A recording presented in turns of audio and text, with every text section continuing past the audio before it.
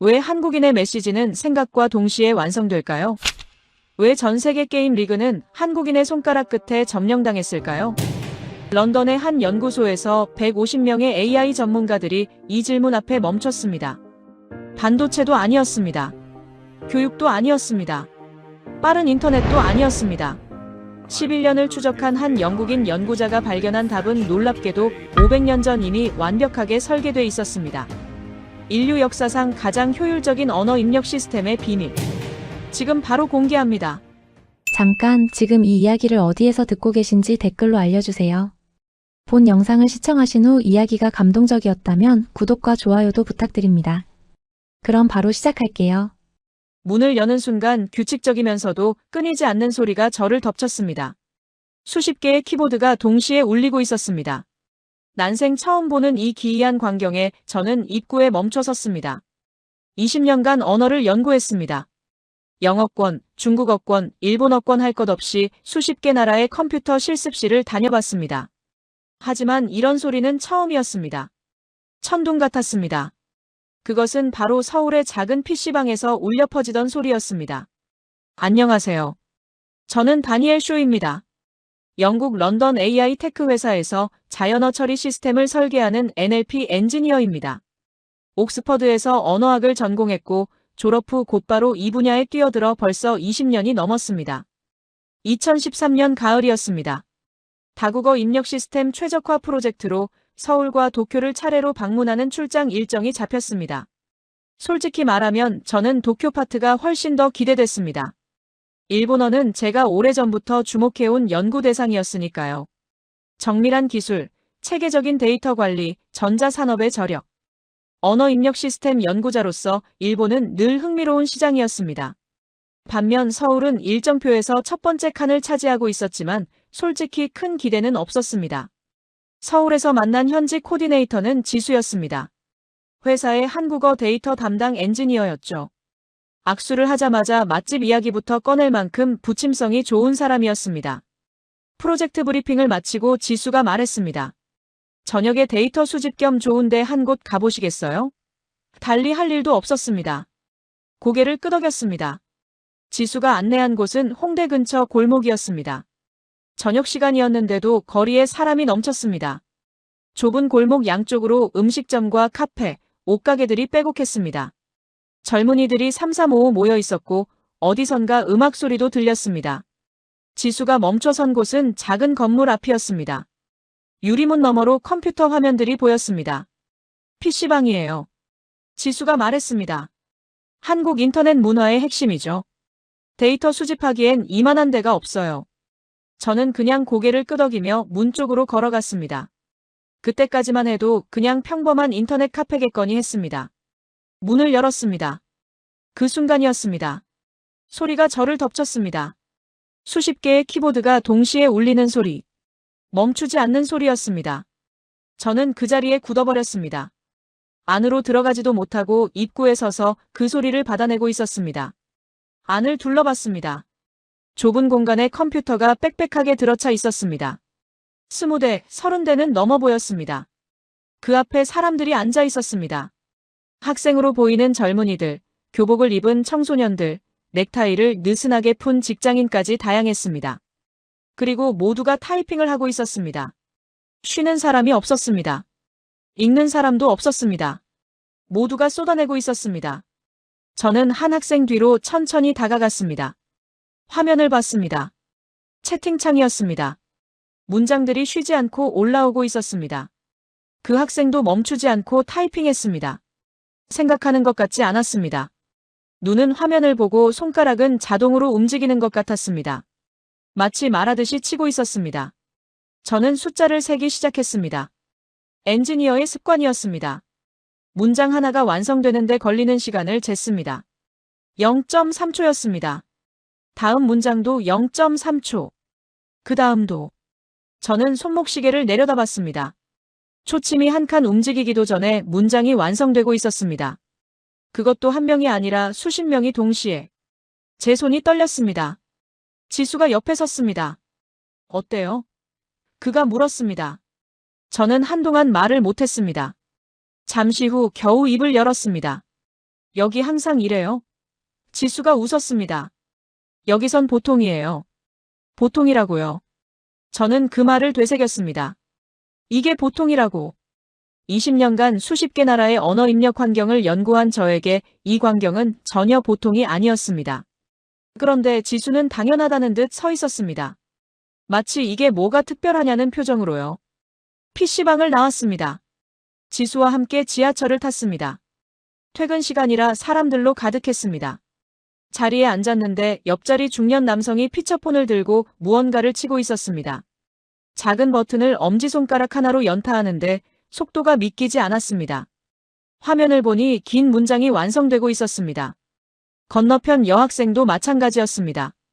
앞자리 할머니도 천천히지만 막힘없이 손주에게 문자를 보내고 있었습니다. PC방만이 아니었습니다. 서울 전체가 그랬습니다. 지하철 안에서도 버스 안에서도 길을 걸으면서도 멈추지 않았습니다. 저는 그 광경을 보면서 처음으로 생각했습니다. 저 사람들은 지금 말을 하고 있는 건가, 글을 쓰고 있는 건가. 그 경계가 없어 보였습니다. 그날 밤 숙소로 돌아와 창밖을 내다보며 한참을 생각했습니다. 이틀 후면 도쿄로 갑니다. 거기서도 이런 광경이 펼쳐질까요? 아마 비슷하겠지, 라고 생각했습니다. 일본이니까요. 기술 강국이니까요. 하지만 어딘가 찜찜한 느낌이 가시지 않았습니다. 오늘 본 그 속도가 머릿속을 떠나지 않았습니다. 왜 저렇게 막히지 않는 걸까요? 같은 키보드인데, 같은 손가락인데. 이틀 후 도쿄에 도착했습니다. 하네다 공항에서 시내로 들어오는 전철 안에서 저는 창밖을 내다봤습니다. 정돈된 거리, 반듯하게 줄지어 선 건물들, 질서 있게 움직이는 사람들. 역시 도쿄구나 라는 생각이 들었습니다. 서울이 분주하고 날 것 같은 에너지였다면 도쿄는 조용하고 정밀한 느낌이었습니다. 제가 기대하던 도시였습니다. 현지 일본어 데이터 담당 엔지니어 켄지가 공항 근처 역에서 기다리고 있었습니다. 단정한 정장 차림이었습니다. 악수를 건네며 명함을 두 손으로 공손하게 내밀었습니다. 지수와는 분위기가 달랐습니다. 차분하고 절제된 사람이었습니다. 저는 속으로 안도했습니다. 이쪽이 제가 익숙한 방식이었으니까요. 켄지와 간단한 미팅을 마치고 저는 부탁을 하나 했습니다. 서울에서 PC방을 다녀왔는데 도쿄에도 비슷한 곳이 있냐고 물었습니다. 인터넷 카페라면 있다고 했습니다. 그럼 거기 한번 가볼 수 있겠냐고 했습니다. 켄지가 잠시 생각하더니 고개를 끄덕였습니다. 아키하바라 쪽에 가면 된다고 했습니다. 아키하바라는 도쿄의 전자상가 밀집 지역이었습니다. 전자제품 가게들이 즐비하고 애니메이션 관련 상점들이 가득한 거리였습니다. 켄지가 안내하는 인터넷 카페는 골목 안쪽 건물 2층에 있었습니다. 계단을 올라가 문을 열었습니다. 순간 저는 멈칫했습니다. 조용했습니다. 서울 PC방에서 들었던 그 천둥 같은 소리가 없었습니다. 사람들은 화면 앞에 앉아 있었지만 대부분 무언가를 읽고 있었습니다. 간간히 키보드 소리가 났지만 리듬이 달랐습니다. 타이핑, 멈춤, 타이핑, 멈춤. 끊겼습니다. 저는 자리를 하나 잡고 앉아서 주위를 둘러봤습니다. 켄지도 옆자리에 앉았습니다. 저는 그에게 부탁했습니다. 평소처럼 뭔가 일본어로 좀 써봐 줄 수 있냐고요. 켄지가 고개를 끄덕이더니 노트북을 꺼냈습니다. 키보드에 손을 올렸습니다. 그리고 타이핑을 시작했습니다. 저는 바로 눈치챘습니다. 서울에서 본 것과 완전히 달랐습니다. 켄지는 먼저 로마자로 발음을 입력했습니다. 그러면 화면에 작은 창이 떴습니다. 후보 글자들이 줄지어 나타났습니다. 켄지는 그 중에서 원하는 걸 찾아 선택했습니다. 클릭. 그 다음 단어를 입력했습니다. 또 후보 목록. 또 선택. 한 문장을 쓰는데 이 과정이 여러 번 반복됐습니다. 저는 시간을 쟀습니다. 문장 하나를 완성하는데 서울에서 본 것보다 훨씬 오래 걸렸습니다. 타이핑과 선택 사이에 짧은 멈춤들이 계속 끼어들었습니다. 흐름이 끊겼습니다. 불편하지 않으세요? 제가 물었습니다. 켄지가 어깨를 으쓱했습니다. 처음부터 이렇게 했으니까요. 다른 방법을 모르는걸요. 저는 잠시 생각했습니다. 서울에서 한국어 타이핑을 봤는데요. 멈추는 과정이 없던데요. 켄지가 고개를 갸웃했습니다. 한국이요? 글쎄요. 별 차이 없지 않나요? 저는 그 말에 그냥 고개를 끄덕였습니다. 아직은 저도 확신이 없었으니까요. 인터넷 카페를 나와 도쿄 거리를 걸었습니다. 지하철을 탔습니다. 서울 지하철과 비슷하게 사람들로 가득했습니다. 저는 자연스럽게 주위 사람들의 스마트폰을 훑어봤습니다. 일본인들도 스마트폰을 들고 있었습니다. 문자를 보내는 사람도 있었습니다. 그런데 달랐습니다. 타이핑을 하다가 멈추고 무언가를 선택하고 다시 타이핑하고 또 멈추고.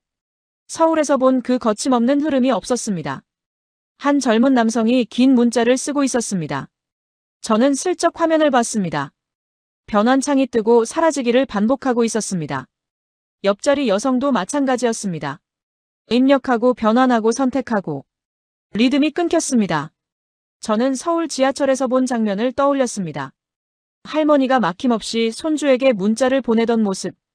중년 남성이 피처폰 작은 버튼으로 긴 문장을 순식간에 완성하던 모습. 같은 지하철이었습니다. 같은 스마트폰이었습니다. 그런데 왜 이렇게 달랐습니까? 도쿄 인터넷 카페를 나오며 저는 한 가지를 확신했습니다. 이건 사람 차이가 아니라는 걸 말입니다. 성격 차이도 아니었습니다. 일본인이 덜 적극적이어서도 아니었고 한국인이 특별히 손이 빠른 것도 아니었습니다. 뭔가 다른 이유가 있었습니다. 보이지 않는 무언가가 있었습니다. 호텔방으로 돌아와 창밖을 봤습니다. 도쿄의 밤 풍경이 펼쳐져 있었습니다. 빌딩마다 불이 켜져 있었습니다. 기술의 도시였습니다. 그런데 저는 그 불빛들을 보면서 이상하게도 서울을 떠올리고 있었습니다.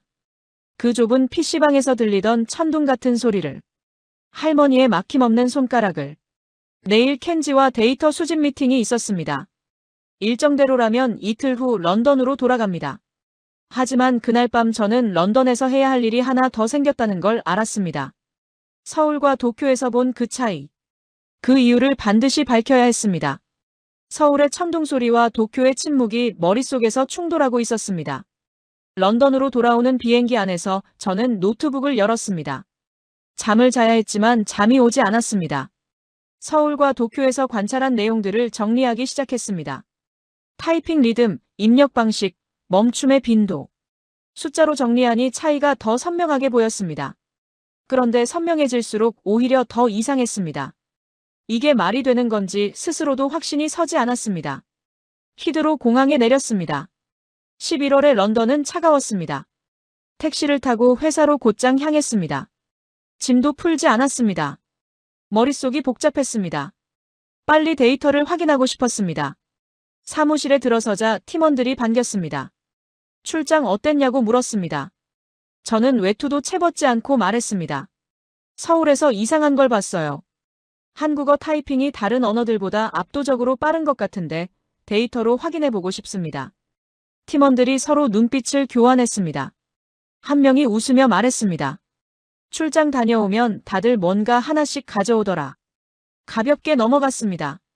아무도 심각하게 받아들이지 않았습니다. 저는 신경 쓰지 않았습니다. 자리에 앉아 바로 실험 설계를 시작했습니다. 구조는 단순했습니다. 같은 컴퓨터, 같은 키보드, 같은 내용의 문장을 각 언어로 번역해 타이핑하게 하는 방식이었습니다. 언어는 12개로 잡았습니다. 영어, 중국어, 일본어, 한국어, 스페인어, 프랑스어, 독일어, 러시아어, 아랍어, 힌디어, 베트남어, 태국어. 피실험자는 각 언어 원어민으로 모집했습니다. 나이, 직업, 교육 수준을 최대한 비슷하게 맞췄습니다. 특별히 타이핑이 빠른 사람은 제외했습니다. 평균적인 사람들이 필요했습니다. 2주가 걸렸습니다. 데이터가 쌓였습니다. 결과 분석을 팀원에게 맡겼습니다. 며칠 후 그가 제 방문을 두드렸습니다. 손에 출력물을 들고 있었습니다. 결과 나왔습니다. 저는 종이를 받아들었습니다. 숫자들을 훑어봤습니다. 영어 분당 38타, 스페인어 36타, 프랑스어 35타, 독일어 37타, 중국어 32타, 일본어 31타, 러시아어 34타. 예상 범위였습니다. 그런데 한 줄에서 눈이 멈췄습니다. 한국어. 분당 67타. 저는 눈을 깜빡였습니다. 다시 봤습니다. 67이라는 숫자가 그대로 있었습니다. 저는 웃었습니다. 이거 오타 아니야? 팀원이 고개를 저었습니다. 3번 확인했습니다. 웃음이 멈췄습니다. 피실험자가 특이한 사람들이었나? 혹시 전문 타이피스트를 뽑은 거 아니야? 팀원이 자료를 펼쳤습니다. 대학생 3명, 회사원 2명, 주부 1명. 평범했습니다. 특별히 타이핑 훈련을 받은 사람은 없었습니다. 저는 의자에 기대 앉았습니다. 67타. 다른 언어들보다 거의 2배 가까이 빠른 수치였습니다. 이건 말이 안 됐습니다. 같은 손가락이고 같은 키보드였습니다. 인간의 반응 속도에는 물리적 한계가 있습니다. 그 한계는 언어와 상관없이 비슷해야 했습니다. 그런데 왜 한국어만 이렇게 튀는 겁니까? 다시 해봐. 제가 말했습니다. 피실험자도 새로 뽑고 일주일 후 2번째 결과가 나왔습니다. 한국어 66.8타. 저는 의자에서 일어났습니다. 연구실을 걸어 나갔습니다. 복도에서 물을 한 잔 마시고 다시 돌아왔습니다. 화면은 그대로였습니다. 장비를 바꿔봐. 키보드 브랜드도 바꾸고 측정 소프트웨어도 다른 걸로 써봐. 3번째 실험이 시작됐습니다. 키보드를 완전히 다른 브랜드로 교체했습니다. 측정 소프트웨어도 새로 구입했습니다. 피실험자도 전원 새로 모집했습니다. 2주가 지났습니다. 결과가 제 책상 위에 놓였습니다. 저는 종이를 집어들었습니다. 한국어 67.2타. 저는 그 순간 깨달았습니다. 이건 오류가 아니라는 걸 말입니다. 컴퓨터를 켜고 그래프를 띄웠습니다. 12개 언어의 입력 속도를 막대 그래프로 나란히 배치했습니다. 11개 언어가 30대에서 40대 사이에 빽빽하게 모여 있었습니다. 그런데 하나만 저 멀리 60대 후반에 떠 있었습니다. 외롭게 혼자. 한국어였습니다. 동료를 불렀습니다. 언어학 전공의 마커스였습니다. 그래프를 보여줬습니다. 그가 화면을 한참 들여다봤습니다. 뭔가 잘못된 거 아니야? 3번 했어. 모두 같았어. 그가 침묵했습니다. 저도 한참을 그래프를 봤습니다. 40% 이상 빠른 거야. 이건 단순한 차이가 아니야. 다른 차원이라고. 그날 밤 저는 연구실에 혼자 남았습니다. 창밖은 어두웠고 책상 위에는 3번의 실험 보고서가 쌓여 있었습니다. 모니터에는 여전히 그 그래프가 떠 있었습니다. 11개는 평범했습니다. 하나만 이상했습니다. 설명이 안 됐습니다. 학자에게 가장 위험한 순간이 언제인지 아십니까? 이론대로 나와야 할 결과가 정반대로 나올 때입니다. 저는 20년간 입력 속도는 자판 배열과 손가락 이동 거리로 결정된다고 믿어왔습니다. 명확하고 증명됐고 의심의 여지가 없는 이론이었습니다. 그런데 지금 제 앞의 데이터는 그 모든 걸 비웃고 있었습니다. 답을 찾아야 했습니다. 그것도 빨리. 그래프 속 저 외로운 막대기의 정체를 밝혀야 했습니다.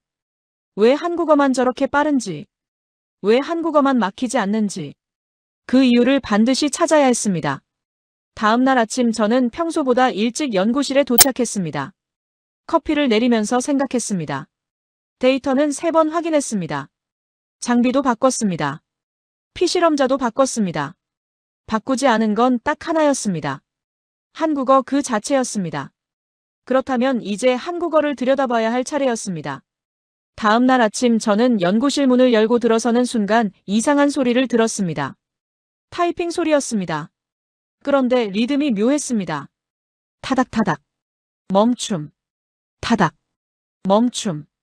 계단을 오르다가 매번 한 박자씩 쉬는 것 같은 리듬이었습니다. 옆 책상에서 웨이가 논문을 쓰고 있었습니다. 중국인 박사과정 출신으로 저희 팀에서 중국어 데이터를 담당하는 엔지니어였습니다. 처음엔 신경 쓰지 않았습니다. 커피를 내리고 자리에 앉았습니다. 그런데 그 소리가 계속 귀에 걸렸습니다.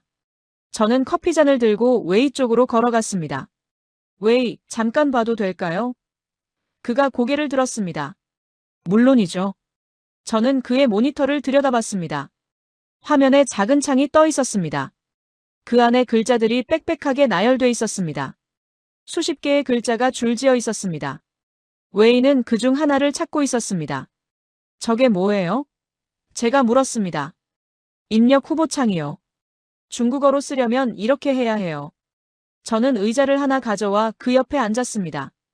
어떻게 작동하는지 보여줄 수 있어요? 웨이가 고개를 끄덕였습니다. 키보드를 몇 번 두드렸습니다. 화면에 순간적으로 수십 개의 글자가 나타났습니다. 이 중에서 제가 원하는 걸 찾아야 해요. 웨이가 마우스를 움직이며 말했습니다. 보통 위쪽에 있긴 한데 가끔은 아래로 스크롤해야 할 때도 있어요. 클릭. 글자 하나가 선택됐습니다. 다음 단어를 입력하기 시작했습니다. 키보드 몇 번. 또 후보 목록. 또 찾고. 또 클릭. 저는 그 과정을 지켜봤습니다. 한 문장을 쓰는데 이 과정이 4~5번 반복됐습니다. 저는 뒤로 몸을 기댔습니다. 이건 타이핑이 아니었습니다. 검색이었습니다. 머릿속에 있는 문장을 화면으로 옮기는 게 아니었습니다. 화면에 떠 있는 후보 목록에서 머릿속 문장과 맞는 걸 골라내는 거였습니다. 단어 하나를 쓸 때마다 데이터베이스를 뒤지는 거였죠. 웨이, 이거 항상 이렇게 해요? 제가 물었습니다. 네, 글자마다요. 웨이가 웃으며 답했습니다. 익숙해지면 괜찮아요. 빠르게 찾을 수 있거든요. 하지만 저는 그게 문제라는 걸 알았습니다. 아무리 빠르게 찾아도 찾는 행위 자체가 생각과 화면 사이에 끼어드는 겁니다. 그 짧은 멈춤이 매 단어마다 들어가는 거였습니다. 저는 자리에서 일어나 복도를 걸었습니다. 켄지의 자리로 향했습니다. 도쿄 출장에서 함께 일했던 일본어 담당 엔지니어였습니다. 런던 본사로 복귀한 지 얼마 되지 않았습니다. 켄지는 뭔가를 작성하고 있었습니다. 켄지, 잠깐 시간 돼요? 물론이죠, 쇼씨. 저는 안으로 들어가 의자에 앉았습니다. 일본어로 타이핑하는 거 좀 봐도 될까요? 평소처럼 자연스럽게요. 켄지가 이상하다는 표정을 지었지만 고개를 끄덕였습니다. 키보드에 손을 올렸습니다. 그리고 타이핑을 시작했습니다. 역시 비슷했습니다. 로마자로 발음을 먼저 입력하고 변환 버튼을 눌렀습니다. 후보 목록이 떴습니다. 선택하고 확정했습니다. 매 문장마다 이 과정이 반복됐습니다. 흐름이 끊겼습니다. 불편하지 않으세요? 제가 물었습니다. 켄지가 어깨를 으쓱했습니다. 처음부터 이렇게 했으니까요. 다른 방법을 모르는걸요. 저는 그 말을 되새겼습니다. 다른 방법을 모른다. 이건 개인의 문제가 아니었습니다. 시스템의 문제였습니다. 수만 개의 글자를 26개 버튼에 담으려니 이런 일이 벌어지는 겁니다. 자판에 모든 글자를 올릴 수가 없으니 검색 시스템을 거쳐야 하는 거였습니다. 입력이 아니라 검색이 되는 거죠. 자리로 돌아오는 길에 복도에서 누군가와 마주쳤습니다. 지수였습니다. 서울 출장 이후 런던 본사에서 함께 일하게 된 한국어 데이터 담당 엔지니어였습니다. 노트북을 들고 어디론가 가는 중이었습니다. 지수, 잠깐만요. 그가 멈춰섰습니다. 한국어로 뭔가 좀 써줄 수 있어요? 제가 좀 보고 싶은데요. 지수가 고개를 갸웃했지만 노트북을 열었습니다. 뭘 쓸까요? 아무거나요. 자연스럽게요. 평소처럼요. 그의 손가락이 키보드 위에 올라갔습니다. 그리고 달리기 시작했습니다. 저는 눈을 가늘게 뜨고 화면을 봤습니다. 후보 목록이 뜨지 않았습니다. 변환 버튼을 누르지 않았습니다. 그냥 쳤습니다. 생각한 대로 흐르는 대로. 화면에 문장이 그대로 나타났습니다. 중간에 멈추지 않고 선택하지 않고 확인하지 않고 그냥 흘렀습니다. 저는 그 순간 알았습니다. 차이가 뭔지 말입니다. 웨이는 검색했습니다. 켄지도 검색했습니다. 매 단어마다 후보 목록에서 글자를 골랐습니다. 하지만 지수는 검색하지 않았습니다. 생각이 곧바로 문자가 됐습니다. 마치 고속도로를 달리는데 한쪽에는 톨게이트가 빽빽하게 박혀 있고 다른 한쪽에는 아무 장애물이 없는 것과 같았습니다. 속도가 다를 수밖에 없었습니다. 지수, 한국어 입력할 때 중간에 선택하는 과정이 없죠? 제가 물었습니다. 지수가 고개를 끄덕였습니다. 당연하죠. 그냥 치면 되는데요. 당연하다고요. 저는 그 말이 귀에 박혔습니다. 지수에게는 당연한 거였습니다. 태어날 때부터 그랬으니까요. 하지만 저에게는 전혀 당연하지 않았습니다. 저는 연구실로 돌아와 의자에 앉았습니다. 이제 질문이 바뀌었습니다. 왜 한국어가 빠른가가 아니라 왜 한국어만 막히지 않는가였습니다. 중국어와 일본어는 글자가 너무 많았습니다. 수천 개, 수만 개. 이걸 자판에 담을 수가 없었습니다. 물리적으로 불가능했습니다. 그래서 검색 방식을 쓸 수밖에 없었던 거죠. 그런데 한국어는 달랐습니다. 어떻게 달랐을까요? 그 답을 찾기 위해 저는 한글이라는 문자를 처음부터 다시 들여다봐야 했습니다. 그날 밤 저는 연구실에 남아 한글에 대해 조사하기 시작했습니다. 솔직히 한글에 대해 아는 게 많지 않았습니다.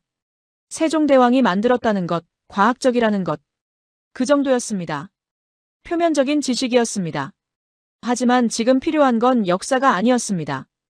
구조가 필요했습니다. 자료를 찾다가 훈민정음 해례본이라는 문서를 발견했습니다. 한글을 만든 원리를 설명한 책이었습니다. 번역본을 구해 읽기 시작했습니다. 첫 페이지를 넘기는 순간 저는 멈췄습니다. 이건 문자 설명서가 아니었습니다. 시스템 설계 문서였습니다.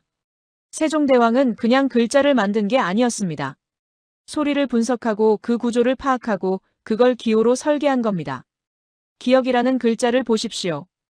이건 임의로 만든 기호가 아닙니다. 혀가 목구멍 뒤쪽을 막는 모양을 본떠 만든 거였습니다. 발음기관의 형태를 그린 겁니다. 니은은 혀끝이 잇몸에 닿는 모양이었습니다. 미음은 입을 다문 모양이었고요. 글자가 곧 발음 설명서였습니다. 글자를 보기만 해도 어떻게 발음하는지 알 수 있게 만든 거였죠.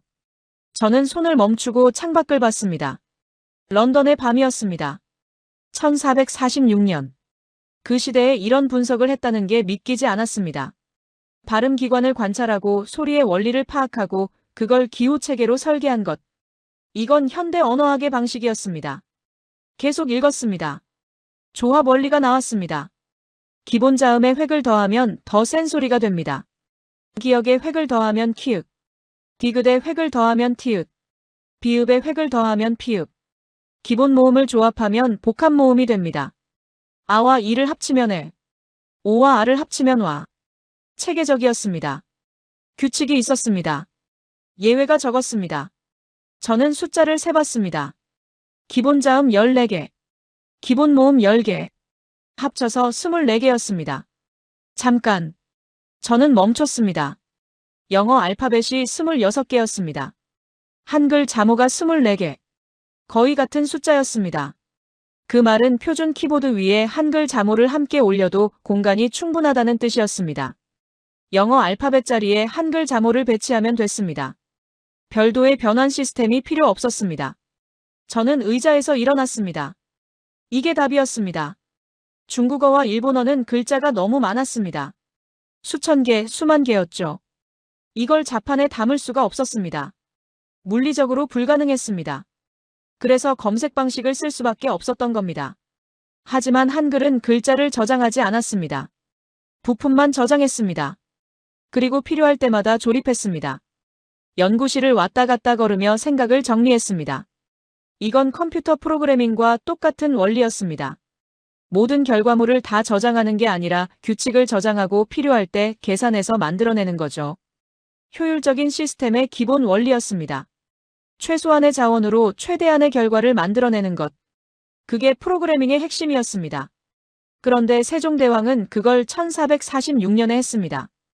컴퓨터가 나오기 500년 전에요. 저는 전율했습니다. 이건 우연이 아니었습니다. 행운도 아니었죠. 설계였습니다.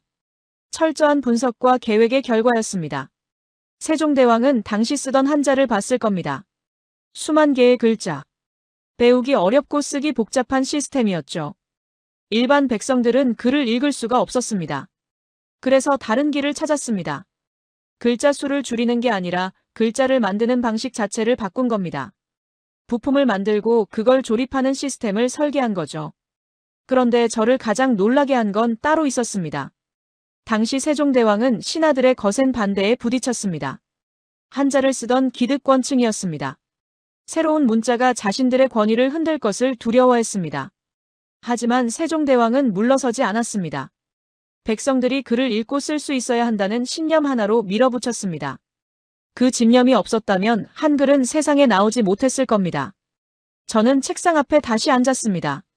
모니터에는 현대 한글 입력 시스템의 구조도가 떠 있었습니다. 책상 위에는 훈민정음 해례본 번역본이 놓여 있었습니다. 둘을 번갈아 봤습니다. 같았습니다. 500년의 시간차가 있었지만 원리는 완전히 같았습니다. 모듈형 설계, 조합 시스템, 효율적 구조. 현대 컴퓨터 공학자들이 최선이라고 여기는 바로 그 방식을 세종대왕은 1446년에 완성해 놓은 겁니다. 디지털을 몰랐을 텐데 말이죠. 컴퓨터를 상상도 못했을 텐데 말입니다. 하지만 원리를 알았습니다. 좋은 시스템이 무엇인지 이해했던 겁니다. 저는 그날 밤 한 가지 확신을 얻었습니다. 서울 PC방에서 들었던 그 천둥 소리. 그건 단순히 사람들이 빠르게 타이핑하는 소리가 아니었습니다. 500년 전 한 왕이 설계한 시스템이 지금도 작동하고 있다는 소리였습니다. 그리고 그 시스템은 컴퓨터 시대에 가장 잘 맞는 구조로 태어나 있었습니다. 처음부터요. 한글의 구조를 이해하고 나니 새로운 의문이 생겼습니다. 컴퓨터에서는 확인했습니다. 24개 자모가 키보드 위에 그대로 올라가고 조합만으로 모든 글자를 만들어냅니다. 멈춤이 없습니다. 그런데 컴퓨터가 아닌 다른 기기에서도 같은 원리가 작동할까요? 화면이 작고 버튼이 몇 개 없는 기기에서도 한글은 여전히 빠를까요? 저는 지수를 찾아갔습니다. 그는 자리에서 뭔가를 작성하고 있었습니다. 지수, 피처폰 있어요? 지수가 고개를 들었습니다. 있죠. 왜요? 한국어로 문자 보내는 거 한번 보여줄 수 있어요? 지수가 잠시 웃더니 서랍에서 낡은 피처폰을 꺼냈습니다. 화면이 작았습니다. 버튼은 숫자 버튼 12개와 몇 개의 기능 버튼이 전부였습니다. 뭘 써볼까요? 아무거나요. 긴 문장으로요. 지수의 엄지손가락이 움직이기 시작했습니다. 틱틱틱틱. 버튼 누르는 소리가 빠르게 났습니다. 저는 눈을 가늘게 떴습니다. 버튼이 12개뿐이었습니다. 그런데 화면에 긴 문장이 완성되고 있었습니다. 5초도 안 됐습니다. 저는 눈을 의심했습니다. 어떻게 한 거예요? 버튼이 12개뿐인데. 지수가 웃었습니다. 천지인이요. 천지인. 네, 이 입력 방식 이름이에요. 하늘, 땅, 사람이라는 뜻이죠. 저는 더 설명해달라고 했습니다. 지수가 피처폰을 들고 설명하기 시작했습니다. 모음을 만드는 요소가 3가지예요. 점 하나, 가로선, 세로선. 이 3가지를 조합해서 모든 모음을 만들어요. 점과 세로선을 합치면 아, 세로선과 점을 합치면 가로선에 점을 더하면 오, 가로선 아래에 점을 더하면 우. 저는 멍하니 들었습니다. 3가지 요소로 모든 모음을 만들어낸다고요. 그 순간 깨달았습니다. 컴퓨터 키보드에서 본 그 원리가 여기서도 작동하고 있었습니다. 컴퓨터에서는 24개 자모로 글자를 조립했습니다. 피처폰에서는 더 적은 요소로 자모 자체를 조립했습니다. 부품의 부품이었습니다. 구조는 똑같았습니다. 하드웨어가 바뀌어도 원리는 그대로였습니다. 저는 켄지를 불렀습니다. 켄지, 피처폰으로 일본어 문자 보내는 거 보여줄 수 있어요? 켄지가 자신의 피처폰을 꺼냈습니다. 버튼을 누르기 시작했습니다. 같은 버튼을 여러 번 눌렀습니다. 히라가나를 입력하려면 같은 버튼을 반복해서 눌러야 했습니다. 거기다 한자로 변환해야 할 때는 변환 버튼을 누르고 후보 목록에서 선택하고 확정해야 했습니다. 한 문장 쓰는데 30초가 넘게 걸렸습니다. 지수가 5초 만에 쓴 문장이었는데 말입니다. 불편하지 않으세요? 제가 물었습니다. 켄지가 어깨를 으쓱했습니다. 이게 최선이니까요. 저는 그 말이 마음에 걸렸습니다. 이게 최선이라고. 켄지는 불편하다고도 느끼지 않았습니다. 처음부터 이 방식이었으니까요. 다른 방법을 모르는 거였습니다. 저는 그날 오후 사무실 소파에 앉아 한참을 생각했습니다. 컴퓨터에서도 빠르고 피처폰에서도 빠른 언어. 하드웨어가 달라져도 한글은 항상 빨랐습니다. 그 이유는 단순했습니다. 애초에 적은 부품으로 많은 결과를 만들어내는 시스템이었으니까요. 컴퓨터든 피처폰이든 어떤 기기에 올려놔도 같은 원리가 작동했습니다.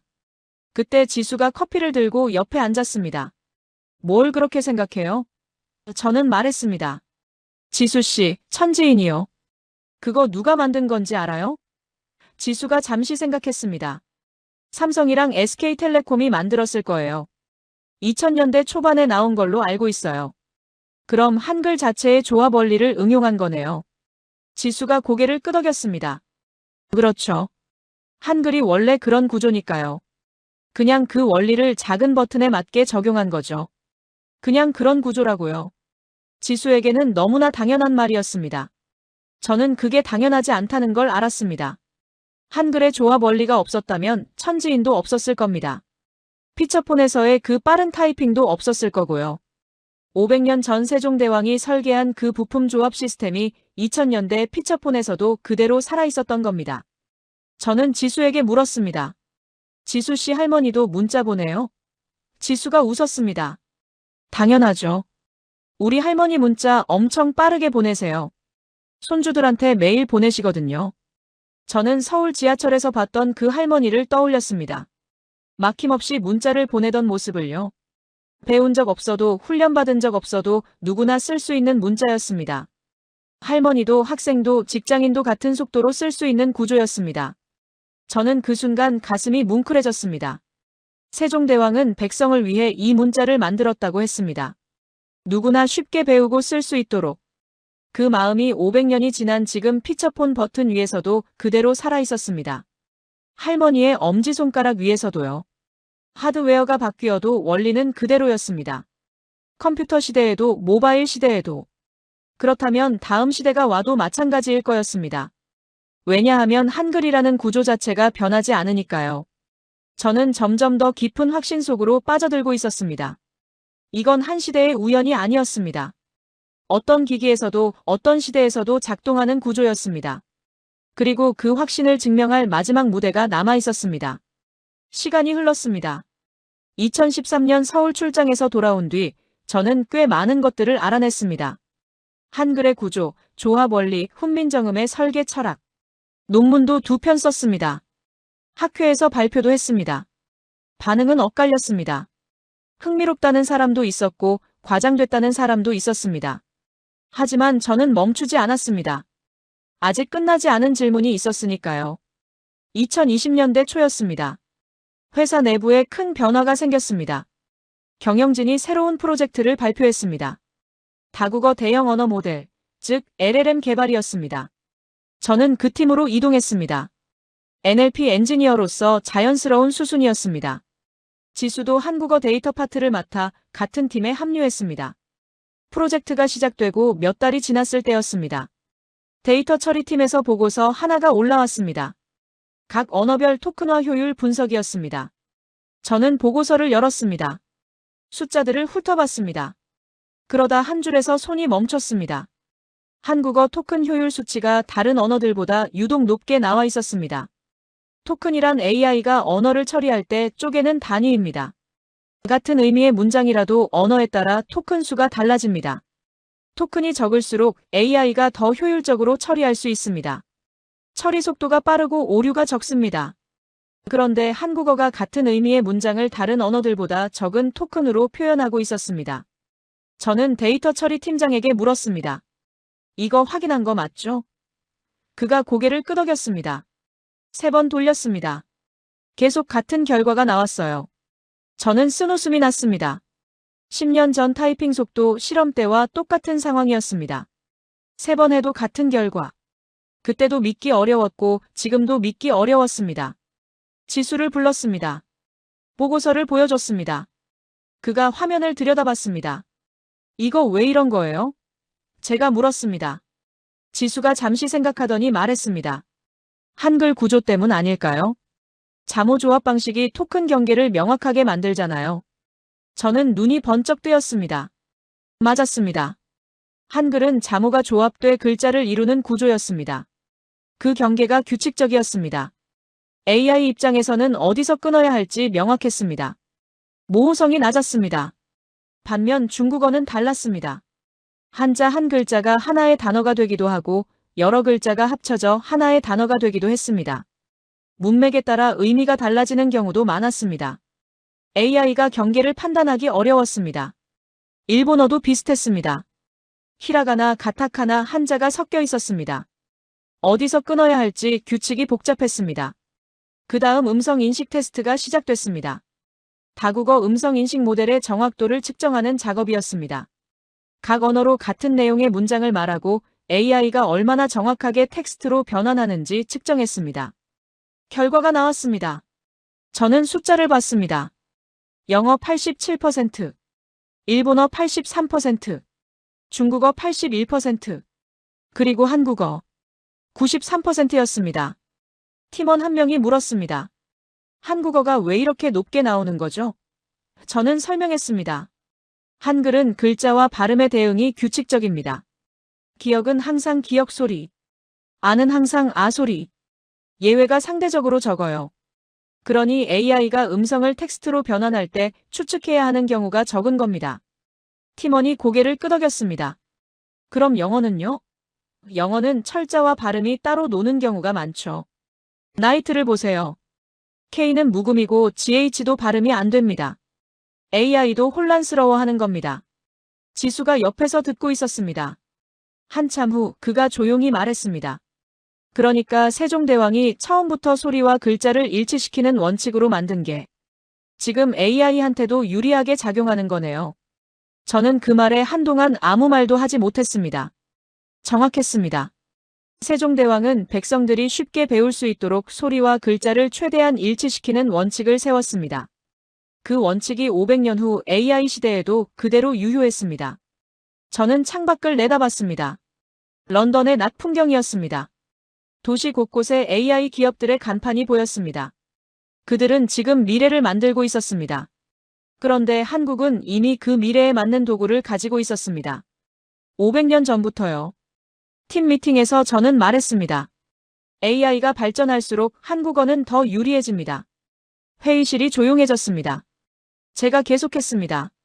토큰 효율이 높고 철자와 발음의 대응이 규칙적이고 구조가 명확합니다. 이건 AI가 좋아하는 언어의 조건을 정확하게 충족시키고 있습니다. 우연이 아닙니다. 설계가 그렇게 돼 있는 겁니다. 1446년부터요. 켄지가 손을 들었습니다. 그럼 일본어는요? 저는 잠시 생각했습니다. 일본어는 구조가 복잡합니다. 세 가지 문자 체계가 섞여 있고 한자의 다중 도금 문제도 있습니다. AI 처리 난이도가 높습니다. 켄지가 침묵했습니다. 저는 그 침묵이 무엇을 의미하는지 알았습니다. 10년 전 도쿄 인터넷 카페에서 나눴던 대화가 떠올랐습니다. 한국 타이핑이 빠르다고 했을 때 켄지가 했던 말. 별 차이 없지 않나요? 그때 켄지도 저도 몰랐던 겁니다. 그 차이가 얼마나 깊은 곳에서 오는 건지를. 2013년 서울 PC방에서 들었던 그 천둥 소리. 그 소리의 뿌리가 어디서 오는 건지 이제 완전히 알 것 같았습니다. 컴퓨터 시대에도 한국이 빨랐고 모바일 시대에도 빨랐고 AI 시대에도 유리했습니다. 시대가 바뀌어도 결과는 같았습니다. 왜냐하면 한글이라는 구조 자체가 변하지 않았으니까요. 2024년 봄이었습니다. 런던 사무실 창밖으로 템스강이 보였습니다. 저는 커피잔을 들고 유리창 앞에 서 있었습니다. 강물이 천천히 흐르고 있었습니다. 오래된 도시였습니다. 수백 년의 역사가 쌓인 도시. 그런데 그날 아침 저는 런던을 보면서 서울을 생각하고 있었습니다. 뒤에서 타이핑 소리가 들렸습니다. 돌아봤습니다. 지수였습니다. 모니터 앞에 앉아 무언가를 작성하고 있었습니다. 손가락이 키보드 위를 달리고 있었습니다. 멈추지 않았습니다. 선택하지 않았습니다. 확인하지 않았습니다. 그냥 흘렀습니다. 저는 그 모습을 한참 바라봤습니다. 11년 전이었습니다. 서울 홍대 골목에서 처음 지수를 만났을 때 저는 그를 그냥 현직 코디네이터로만 봤습니다. 일이나 잘하면 되는 사람. 그 정도였습니다. 그리고 솔직히 말하면 한국이라는 나라 자체를 그렇게 봤습니다. 도쿄 가는 길에 들르는 나라. 기대할 게 별로 없는 곳. 그게 제 첫 번째 시선이었습니다. 저는 얼마나 틀렸던 걸까요? 지수는 지금도 모를 겁니다. 자신이 매일 무엇 위에서 일하고 있는지. 물고기가 물을 의식하지 못하듯이 그는 한글을 의식하지 못합니다. 태어날 때부터 있었고 너무나 당연한 것이었으니까요. 하지만 저는 알았습니다. 저 손가락 아래에서 500년 된 시스템이 지금 이 순간도 작동하고 있다는 걸 말입니다.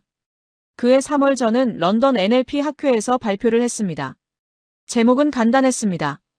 왜 한국어인가? 발표장에 150명 가까운 연구자들이 앉아 있었습니다. 저는 첫 슬라이드를 띄웠습니다. 2013년 서울 PC방 사진이었습니다. 수십 명이 동시에 타이핑하는 장면이었죠. 저는 말했습니다. 저는 11년 전 이 사진 속 공간에서 처음으로 무언가 이상하다는 걸 느꼈습니다. 천둥 같은 타이핑 소리였습니다. 그 소리의 정체를 밝히는데 11년이 걸렸습니다. 발표장이 조용해졌습니다. 저는 계속했습니다. 한글의 구조, 24개 자모의 조합 원리, 훈민정음의 설계 철학. 컴퓨터 시대의 타이핑 속도, 모바일 시대의 천지인, AI 시대의 토큰 효율. 슬라이드가 넘어갈 때마다 발표장 분위기가 달라졌습니다. 처음엔 가볍게 듣던 사람들이 앞으로 몸을 기울이기 시작했습니다. 마지막 슬라이드를 띄웠습니다. 숫자 하나였습니다. 1446. 저는 말했습니다. 이 숫자는 한글이 반포된 해입니다. 그리고 이 해에 설계된 시스템이 지금 이 순간 전 세계에서 가장 효율적인 디지털 언어로 작동하고 있습니다. 컴퓨터 시대에도 빨랐고, 모바일 시대에도 빨랐고, AI 시대에도 유리합니다. 우연이 아닙니다. 설계가 그렇게 돼 있는 겁니다. 잠시 침묵이 흘렀습니다. 그리고 박수가 나왔습니다. 발표가 끝나고 여러 연구자들이 다가왔습니다. 질문들이 쏟아졌습니다. 한 독일인 연구자가 물었습니다. 그렇다면 세종대왕은 미래를 예측한 겁니까? 저는 잠시 생각했습니다. 아니라고 생각합니다. 예측한 게 아니라 원리를 이해한 겁니다. 좋은 시스템이 무엇인지를요. 좋은 시스템은 시대를 초월합니다. 1446년에도 통했고 2024년에도 통하는 겁니다. 한 일본인 연구자가 손을 들었습니다. 나중에 알고 보니 도쿄대 언어학 교수였습니다. 일본어에 대해서는 어떻게 생각하십니까? 저는 그 질문에 잠시 말을 골랐습니다. 일본어는 세계에서 가장 정교한 언어 중 하나입니다. 하지만 디지털 입력 구조라는 측면에서는 태생적 한계가 있습니다. 그건 일본어가 나쁜 언어여서가 아닙니다. 디지털 이전 시대에 설계된 구조이기 때문입니다. 반면 한글은 디지털 이전 시대에 설계됐지만 디지털 시대에 가장 잘 맞는 구조를 갖고 있었습니다. 그게 차이입니다. 일본인 교수가 고개를 끄덕였습니다. 천천히 무겁게. 학회장을 나왔습니다. 저녁 공기가 차가웠습니다. 런던의 거리를 걸으면서 저는 2013년을 떠올렸습니다. 홍대 골목. PC방 문을 열었을 때 들리던 그 소리. 천둥 같았습니다. 그때 저는 그 소리가 뭔지 몰랐습니다. 지금은 압니다. 그 소리는 500년 전 한 왕이 설계한 시스템이 지금도 살아서 작동하고 있다는 소리였습니다. 수십 명의 손가락이 그 시스템 위를 달리는 소리였습니다. 멈추지 않는 소리였습니다. 검색하지 않고 변환하지 않고 확인하지 않고 그냥 흘러가는 소리였습니다. 생각이 곧바로 문자가 되는 소리였습니다. 저는 오랫동안 한국 IT 강국의 이유를 찾는 사람들이 인프라를 말하고 교육을 말하고 국민성을 말하는 걸 들었습니다. 틀린 말은 아니었습니다. 하지만 그건 절반의 진실이었습니다. 도로를 아무리 넓게 깔아도 차가 느리면 소용없습니다. 한국은 그 도로 위를 달릴 가장 빠른 차를 이미 가지고 있었습니다. 1446년부터요. 그리고 그 차의 엔진을 설계한 사람은 컴퓨터를 몰랐습니다. 인터넷을 몰랐습니다. AI는 상상조차 못했을 겁니다. 하지만 원리를 알았습니다. 좋은 시스템이 무엇인지 이해했습니다. 유한한 자원으로 무한한 결과를 만들어내는 구조. 그게 천재성입니다. 사무실로 돌아왔습니다. 지수는 아직 자리에 있었습니다. 여전히 타이핑하고 있었습니다. 멈추지 않고. 저는 그 모습을 보며 조용히 자리에 앉았습니다. 그는 오늘도 모를 겁니다. 자신이 매일 세종대왕의 설계 위에서 일하고 있다는 걸. 그래도 괜찮습니다. 물고기는 물을 몰라도 헤엄칩니다. 그리고 누구보다 빠르게 헤엄칩니다. 저는 제 컴퓨터를 켰습니다. 영어로 보고서를 쓰기 시작했습니다. 느렸습니다. 제가 NLP 엔지니어인데도 말입니다. 옆에서 지수의 타이핑 소리가 들렸습니다. 저보다 빨랐습니다. 2배는 빠른 것 같았습니다. 저는 그 소리를 들으며 미소를 지었습니다. 이건 제가 이길 수 없는 경쟁이었습니다. 아무리 영어를 잘해도 아무리 빠르게 쳐도 구조가 다르니까요. 그리고 그 구조는 500년 전에 이미 완성돼 있었습니다. 코드보다 오래된 코드였습니다.